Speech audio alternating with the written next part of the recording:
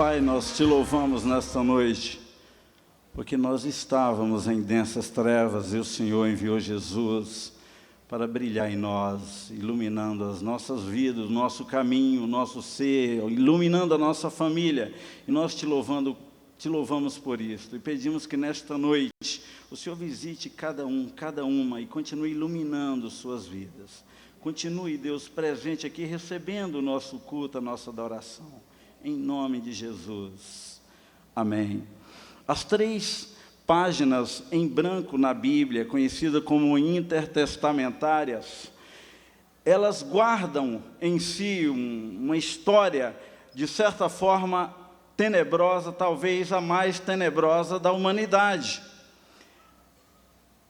É tenebrosa porque essas páginas, Deus resolveu fazer um silêncio total em relação ao ser humano. Nesse período, Deus não falou nada. Aquelas 3 páginas em branco da sua Bíblia, ela guarda em si uma história escura, trevas, porque Deus se calou. Deus não pronunciou nada em momento nenhum, Deus falou nada, nem por profecia, não se levantou profetas, e isso durante 146 mil dias. 400 anos, os homens e mulheres dessa época, nessa história, no período interbíblico, eles não tiveram o privilégio de ouvir a voz de Deus. Eles estavam afundados em seus pecados, sem saída, sem solução, e esse período é considerado na história, apelidado de o período negro. O ser humano estava experimentando o maior sofrimento de sua história. O ser humano estava experimentando a maior desgraça de sua história. O ser humano estava experimentando a maior escuridão de sua história, que estava marcando em sua alma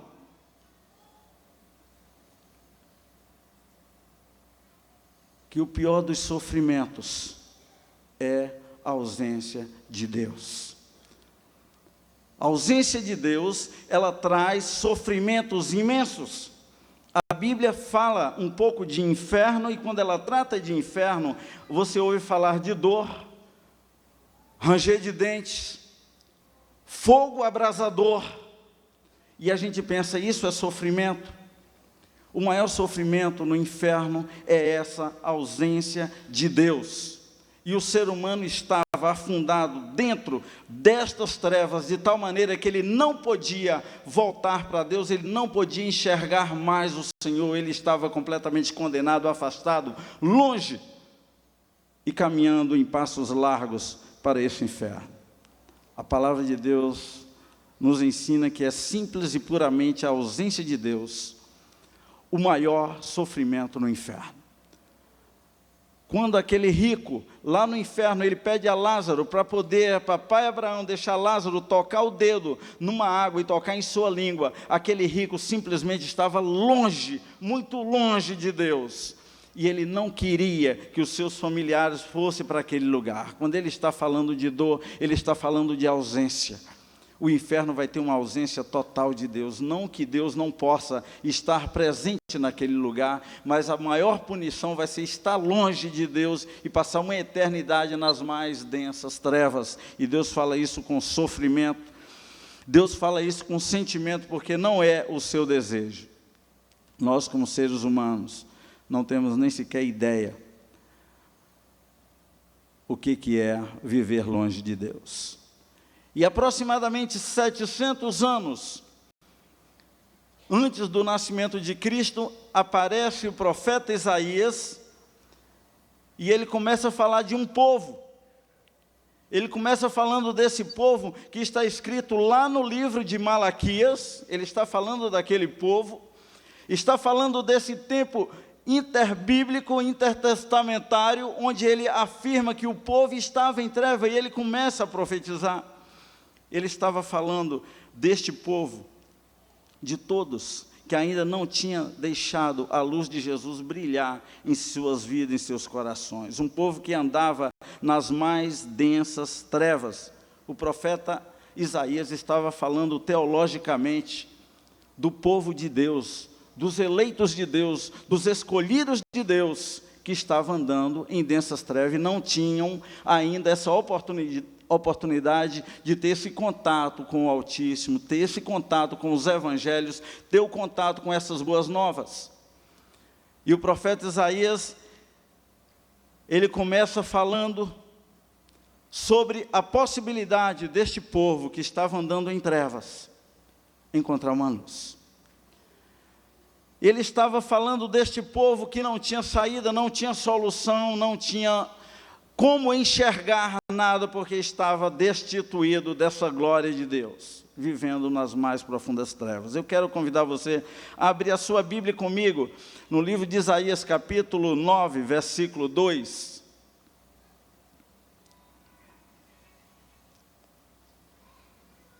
Isaías, capítulo 9, versículo 2. O texto diz assim: o povo que andava em trevas viu grande luz, e os que viviam na região da sombra da morte resplandeceu-lhes a luz. O profeta Isaías estava falando desse povo. Depois você vai ver em Mateus 4,16 a repetição desse texto. O profeta Isaías, ele estava profetizando misericórdia sobre este povo, um povo que jazia em trevas. Não tem possibilidade nenhuma de alguém que vive em trevas conseguir se levantar e sair andando por livre e espontânea vontade, dizendo: eu estou cansado de viver nas trevas e eu agora escolhi e decidi que eu vou viver na luz. Você só consegue isso porque o Espírito Santo de Deus, ele vem, te regenera, te ergue, e ele mesmo é que te abre os olhos para que você possa ver a luz. E Deus estava agora revelando através do profeta Isaías, ele profetizando misericórdia sobre este povo, porque este povo não era digno.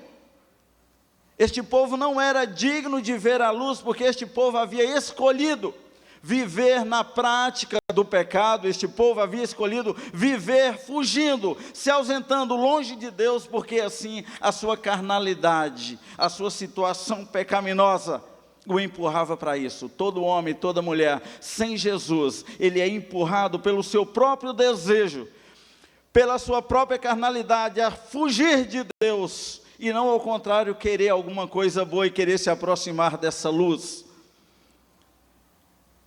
Nós não éramos dignos de nada, nós jazíamos nas trevas, estávamos caminhando a passos largos para o abismo. Nós odiávamos a luz. O homem sem Jesus, ele ainda continua no mesmo estágio. Ele continua não sendo digno de nada, de misericórdia nenhuma. Deus faz misericórdia por causa do seu grande amor. O homem sem Jesus, ele continua andando, dando passos largos para se distanciar cada vez mais de Deus. O homem sem Jesus, ele continua odiando a luz, e cada dia mais ele entra mais profundamente nas mais densas trevas. Dona Liane consegue mostrar isso no livro Os Tesouros de Eutuela, porque quando os meninos conseguem ausentar da luz, cada vez mais eles se distanciam e entram nas mais profundas trevas, até que uma luz brilha neles e eles são trazidos de volta. Assim é todo o ser humano que está vivendo longe de Cristo. Em João 1,4 diz: a vida estava nele, e a vida era a luz dos homens, veio para o que era seus, e os seus não receberam. Eu quero dizer que ele não está falando somente de judeus, está falando de todos nós, porque no fundo do nosso coração nós não queremos Jesus Cristo. Essa luz que brilha, que Isaías diz, que brilha para um povo que andava em trevas, esta luz nós não queremos, porque ela mexe com a nossa vida, nos tira, entre aspas, de uma zona falsa de conforto que nós imaginamos que a temos. E eu digo que não queremos, irmãos, porque cada dia, a cada momento, nós queremos fugir desta luz. As coisas pecaminosas, elas parecem tão boas, tão maravilhosas, que a gente prefere elas do que esta luz, do que Jesus, mesmo depois de ter experimentado tanto.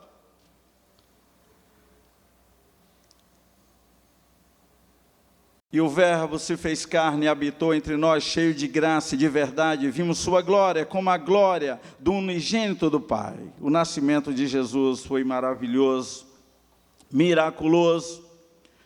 O Filho de Deus passou a viver entre nós. E na nossa cabeça a gente pensa, não, então já que o Filho de Deus está entre nós, cheio de glória, cheio de poder, as pessoas o querem. O que você lê no Novo Testamento? As pessoas querem distância, as pessoas querem fugir dele. E querem de tal maneira fugir dele que decidem matá-lo. Decidem acabar com esta luz. Eu creio que empurrados pelo inimigo de suas próprias almas. E também para cumprir os propósitos de Deus, as suas profecias. O profeta Isaías também, ele pôde profetizar amor sobre este povo. O povo que andava em trevas, viu uma grande luz. E eu reafirmo, que nenhum ser humano consegue ver a luz do Senhor por si só. Porque nós estamos em trevas, ou estávamos em trevas. Não tínhamos condições absolutamente nenhuma de olhar para o Senhor e querer e desejar esta luz. Mas Deus, pela sua misericórdia, nos fez ver a luz. Amém? Pelas puras misericórdias deles. Vocês viram nessa filmagem, nas crianças aqui apresentando, na cantata de Natal, os reis magos, vendo uma luz mostrada por Deus. Vocês viram os pastores no campo vendo uma luz mostrada por Deus. O povo que andava em trevas agora estava vendo uma luz, estava enxergando algo finalmente, mas tudo provido pelo Senhor. E eu me sinto tão digno, tão feliz. Talvez na palavra certa não, eu me sinto tão digno, mas me sinto privilegiado, porque Deus poderia ter me deixado lá nas trevas. Ele poderia ter me deixado andando em passos largos para o inferno, e isso não faria dele injusto, porque ele havia avisado os meus pais: se desta fruta comeres, vocês morrerão. E eles preferiram desobedecer a Deus, preferiram obedecer ao príncipe das trevas, Satanás. Então, se Deus tivesse me deixado lá nas trevas, ele era justo. Mas pela sua misericórdia, ele me escolheu e me trouxe para o reino do Filho do seu amor. E é um privilégio para mim, e eu creio que é para você também. Se é um privilégio para mim, eu vou tentar viver com todas as minhas forças, com toda a minha energia, com toda a minha inteligência, para glorificar, para exaltar esse Deus que muito me amou. E eu espero que cada um de vocês, meus irmãos e minhas irmãs, busquem viver esta vida em agradecimento, porque você estava condenado a viver eternamente nas trevas, e Deus fez raiar na sua vida, no seu caminho, na sua família, uma grande luz, e perdoou os seus pecados, e te livrou desse reino de trevas. Nós estávamos mortos em nossos delitos e pecados, estávamos cegos, mortos nos nossos delitos e pecados. Não temos nenhuma condição de nos levantarmos como mortos e dizermos: eu quero, eu escolho, eu tenho essa opção. Não existe. Você está morto nos seus delitos e pecados. Você precisa de um milagre de Deus. Você precisa que o Espírito Santo de Deus venha e te regenere, coloque fé no seu coração e te mostre Jesus Cristo. E foi assim que se passou. Foi assim que você teve a oportunidade de levantar sua mão e dizer: eu quero. Você só falou eu quero porque Ele colocou esse eu quero lá dentro do seu coração. É milagre, é tudo proveniente dEle na minha vida e na sua vida. Nós estávamos destituídos, longe, falidos da glória de Deus. Romanos 3:23 fala isso. E Deus nos deu uma segunda oportunidade, uma segunda chance. O profeta também, ele pôde profetizar luz sobre este povo. Aos que viviam na região e sombra da morte, resplandeceu-lhes a luz. E quando a luz resplandeceu, esse mesmo Espírito Santo de Deus veio, e a gente pôde ver esta luz, e pôde dizer: eu não posso negar, eu não posso rejeitar, eu não tenho condições. Amém? Ninguém que encontra essa luz vai poder dizer: olha, me desculpe, Jesus, eu não quero. Só vai falar eu não quero aqueles que na verdade, não foram chamados e não sequer foram regenerados, porque todos que foram regenerados pelo Espírito de Deus, ao ver esta luz, eles dizem: eu quero, eu anseio, eu desejo, eu preciso, eu não consigo viver sem esta luz.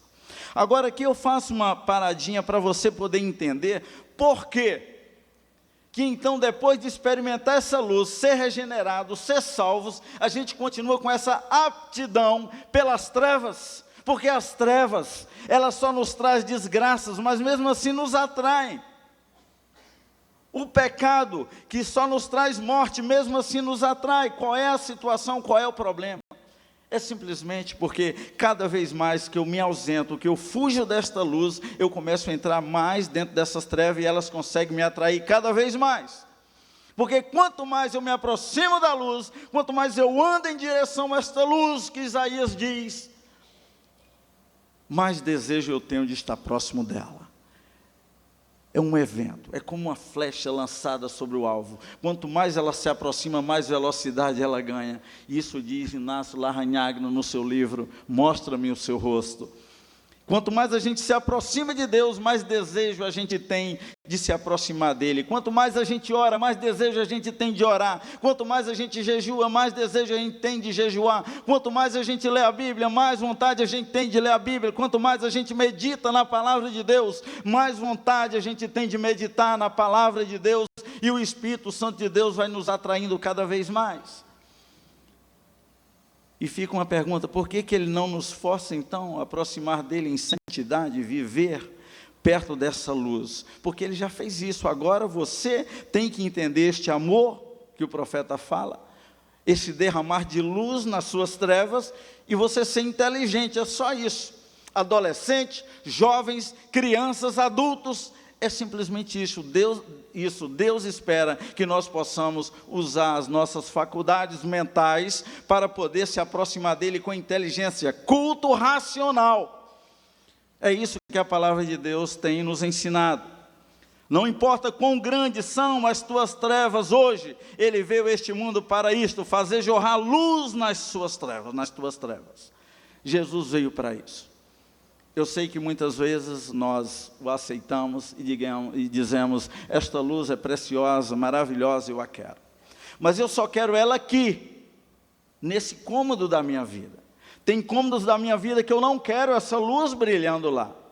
Tem uma história muito interessante e engraçada de um jovem que convidou Jesus e falou: você pode vir na minha casa? E Jesus chegou, ele tinha um sofá muito confortável, e falou: senta-se, Senhor. E Jesus sentou, e de repente ele ouviu um baque na janela do banheiro. E Jesus levantou para ele e falou: não, Senhor, fica sentado, porque tem umas coisinhas lá no meu banheiro que eu não quero que você veja. Tem umas revistas lá que eu comprei e eu não quero que você tenha acesso. E aí, de repente, outro baque na porta do quarto. Jesus levantou para ir ver o que era. Ele falou: não, Senhor Jesus, fique sentado, porque tem umas coisas no meu quarto que você não pode ver.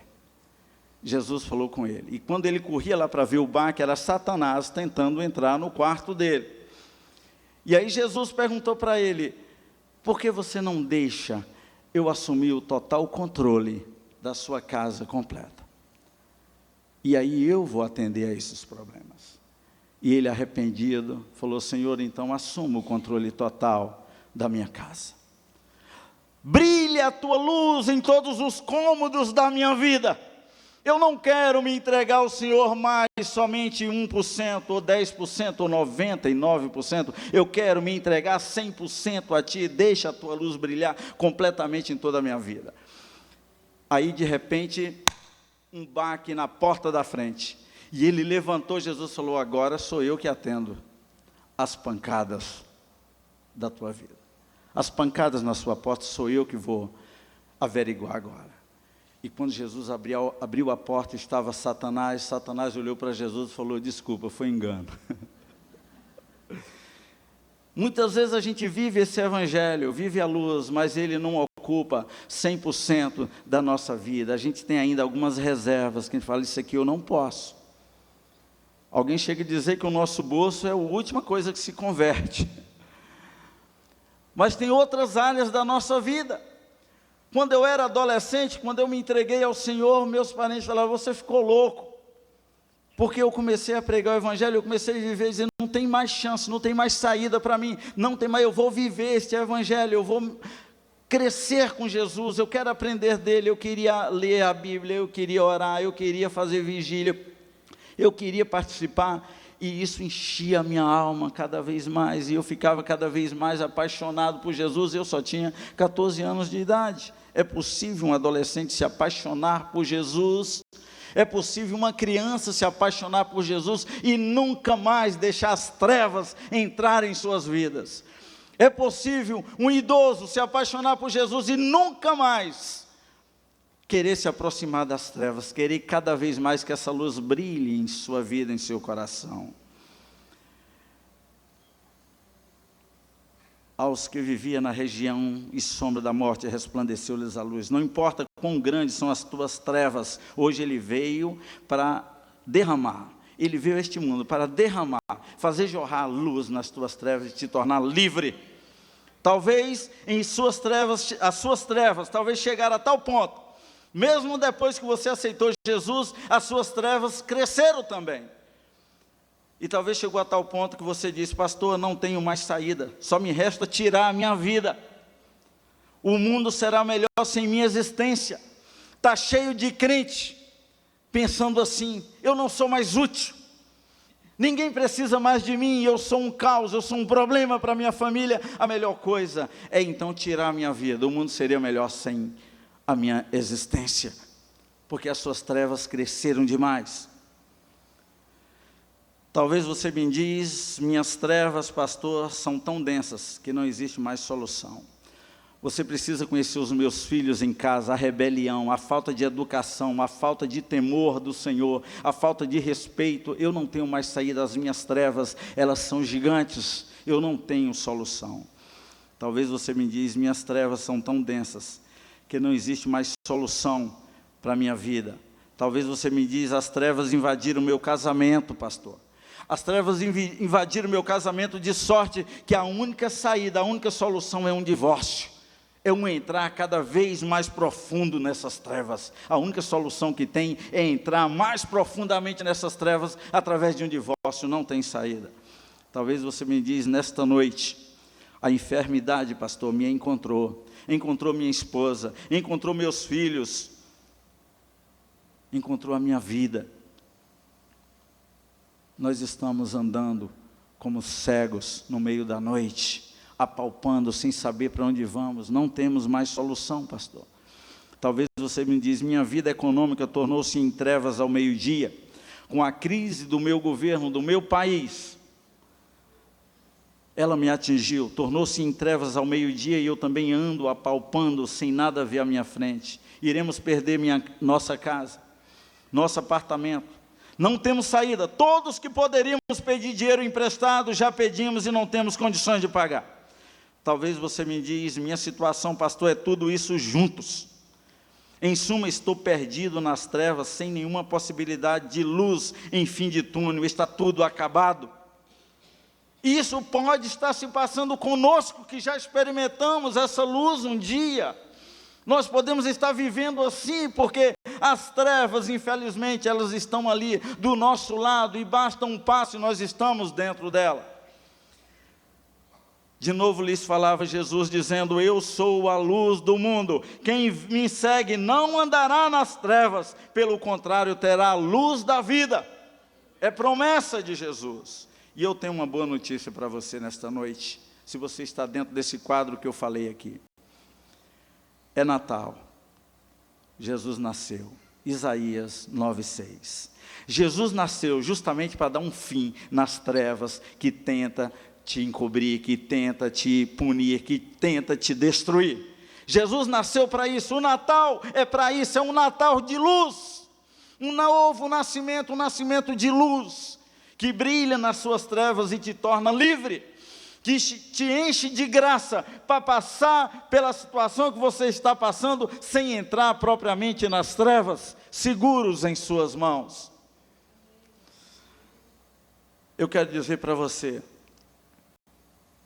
que em Isaías 9:6, diz que Ele é o maravilhoso conselheiro, o Deus forte, Pai da eternidade, príncipe da paz. Eu não tenho tempo para poder falar sobre isso, mas eu quero que vocês saibam que Ele é o maravilhoso conselheiro. Então corra para o lado dEle, que Ele tem saídas para você.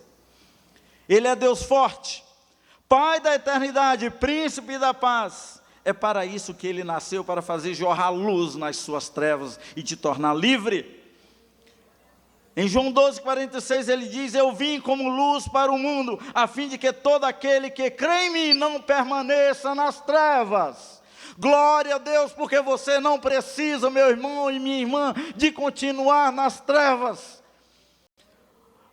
O adolescente não precisa continuar nas trevas. O jovem não precisa continuar nas trevas. O adulto não precisa continuar nas trevas, porque Jesus Cristo diz que todo aquele que nele crê não precisa permanecer nas trevas.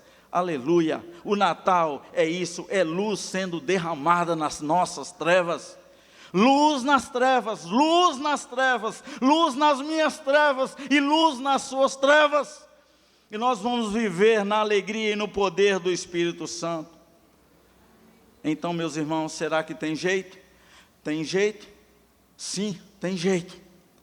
Tem saída? Tem saída. Tem solução? Tem solução. Tem chance? Tem chance. Tem sonhos? Tem sonhos. Tem dignidade? Tem dignidade. Tem portas abertas? Tem sim portas abertas. O Senhor, Ele é criativo e Ele há de dar um jeito na sua vida, nas suas trevas e fazer jorrar luz e resolver o seu problema. Porque Ele te ama. Porque Ele não permaneceu, Ele não permitiu que você permanecesse nas trevas. Se Ele tivesse permitido, você estaria lá. Mas Ele não permitiu e Ele trouxe luz. Porque Ele te ama, você é muito importante, você é especial para Ele. Amém? Não acabaram as oportunidades. Existem possibilidades, porque você, meu irmão e minha irmã, é especial para Deus. Por isso que Ele cria possibilidades. Ele cria portas. Ele cria saídas para aqueles que chamam pelo seu nome. Talvez você está tão voltado para a tua própria situação, gastando um tempo enorme com o teu problema, com as tuas trevas, inclinado a resolver as tuas trevas, que você já não consegue mais ver alguém sofrendo do seu lado. Talvez as suas trevas chegou de tal maneira que você começa a pensar: eu tenho que resolver o meu problema. Eu tenho que ser como dentro do avião, quando eles dizem: primeiro coloque a máscara em você, e diz: eu tenho que colocar a máscara em mim primeiro. Quem foi que diz que a Bíblia fala assim? A Bíblia diz para você olhar para aquele que está sofrendo. Eu estava lá na prisão, uma cela apertada, um lugar horrível, com ratos, baratas, e vocês conhecem toda a história. E eu poderia escolher entrar em depressão. Era o meu direito de ficar choramingando pelos cantos e com pena de mim mesmo, com autopiedade, dizendo: coitado de mim, trabalhei 25 anos nesse continente e agora eles me colocaram numa prisão. Eu decidi virar o jogo, eu decidi virar a mesa. Você vai ter que tomar algumas reações, algumas decisões na sua vida.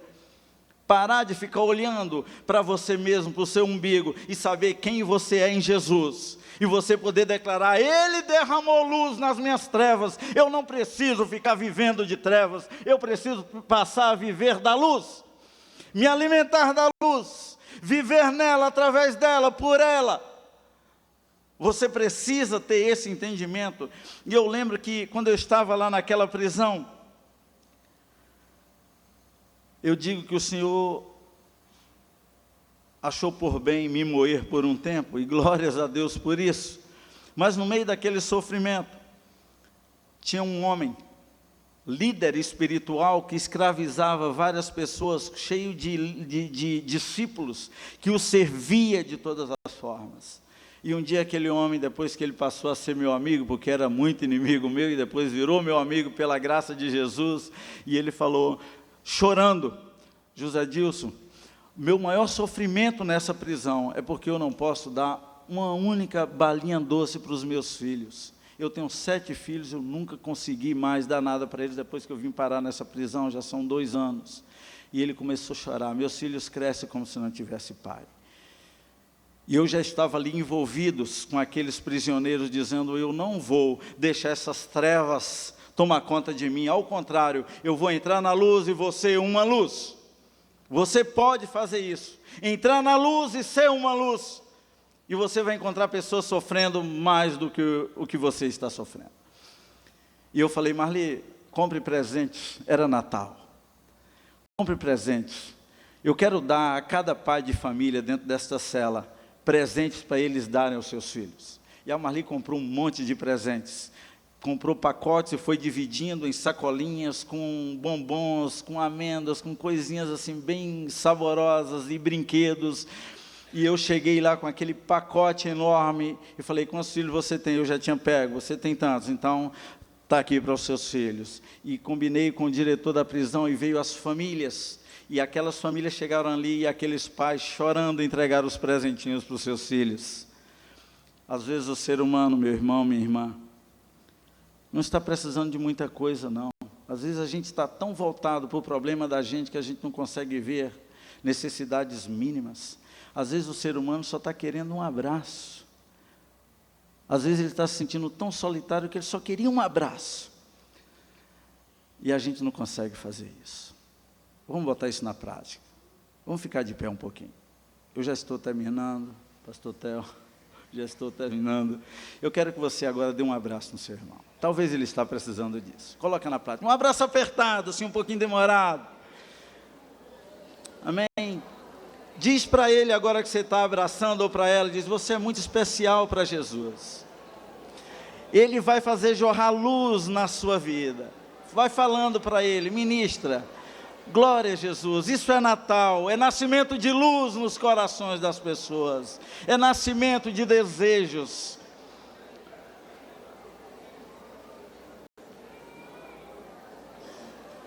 Amém? Voltem aos seus lugares, senão o pastor Theo vai pedir para eu entregar agora, eu tenho mais uma coisinha para falar. Olha só. Muitas pessoas às vezes só estão precisando de um abraço. Mas tem outros que estão precisando de 1 quilo de arroz. Porque está passando necessidade do seu lado. Outros talvez estão precisando de um pacotinho de café, porque ele precisa tomar um cafezinho. E nós podemos ser úteis. Quem não foi impactado a semana passada com a mensagem do reverendo Antônio Carlos? Eu creio que foi a boca de Deus falando conosco. Mas eu quero nesta noite dizer a todos vocês que têm recebido esta luz do nascimento, do Natal de Jesus Cristo. Tem gente muito preocupada, perdendo tempo, querendo saber se o Natal é em dezembro, se é em janeiro, se é em setembro. Eu quero dizer para vocês que isso é de menos. O importante é que essa luz veio. Importante que Jesus está aí, nós celebramos o Natal. Amém? Celebramos porque nós estávamos em trevas. Glória a Jesus, estávamos em trevas e Ele fez jorrar a sua luz na nossa vida. Isso é o mais importante.